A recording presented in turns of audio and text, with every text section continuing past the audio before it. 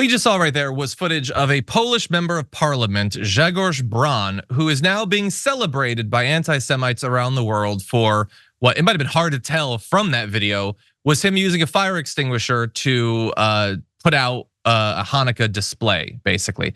It was disgusting to see. It was also apparently his first time ever using a fire extinguisher. You don't have to turn it on 30 seconds before you get there, you weirdo. But anyway, that's a terrible thing to see coming from anyone, let alone an actual elected member of a government. But many people around the world were not disgusted by what they saw. They love it, and they've now embraced it because all over Telegram and Discords and Twitter, people have now picked up the fire extinguisher as like a meme. And so they're using Pepe the Frog, a figure associated with the alt-right. Jesus now doing that, which is particularly nonsensical. But they love this stuff. They love seeing someone in a position of power engaged in a little bit of fun holiday anti-Semitism. It's spreading so much that even in like the replies to RFK Jr., who just put up an image of a menorah, all of the top replies that I saw, there was one that was Merry Christmas. The others are fire extinguishers, the video being posted, memes of other fire extinguishers, people making jokes about emissions and how menorahs should be banned. He's not a member of parliament in Poland, by the way. He's just a politician here, but it's seemingly everywhere. Brett, what do you think? Yeah, this is a tough position for people to be in. And I just want to say, like, it's tough, right? Because a lot of people want to make a point about Gaza. It's right now.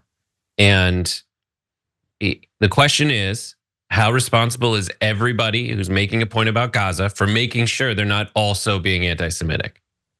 When I see things in the chat right now, things like, I blame Bibi for that is a nonsensical argument. When I see a quote, a thing in the chat right now that says, why are you showing us anti-Semitism memes?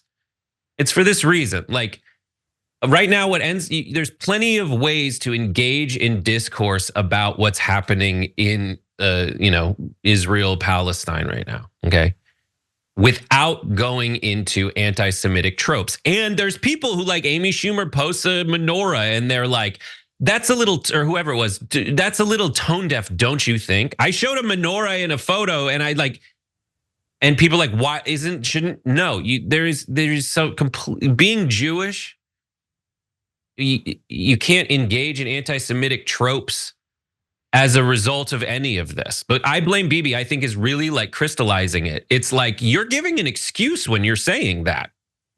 And I don't necessarily think that is your intention, but that's what it does. And there's better ways to engage in that discourse. And so right now, there's a lot of people. I feel it in the chat whenever an anti-Semitism story comes up.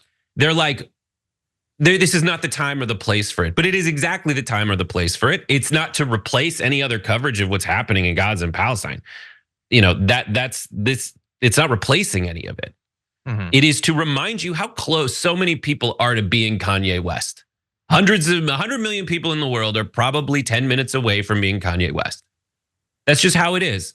Like whenever anything bad happens in the world historically, folks are like, let's kill the Jews. Like the plague, when the plague would break out, recently, more recently than you'd think, people be like, well, we should kill the Jews because it's a Jewish thing. And if you identify the anti-Semitic tropes, you know not to engage in them or invoke them. And when we get to talking about like people citing Zionism, there's another thing I have a huge problem with. But yeah, that's my feeling on the matter. Yeah, I mean, look, even if like I don't understand the need to try to like dabble in any of that to make a point. What I would also say is that like pragmatically, there are a lot of people who hate what they're seeing in Gaza. I count myself as one of them and cover it constantly, despite the fact that literally nobody watches those videos. And I don't like, and I'm sure many people don't like, when criticism of like military strategy is conflated, absent, as Brett is pointing out, casual like anti-Semitism, the spreading of tropes and all that, as being the same thing, that if you're criticizing military strategy, it is anti-Semitic. So what I would say is, if you don't like that, then don't also engage. And I think the vast majority don't. But if like you don't need to apologize for people who are posting terrible things or doing terrible things. They can be terrible, and there's no reason to willingly choose to link that to a military or political criticism.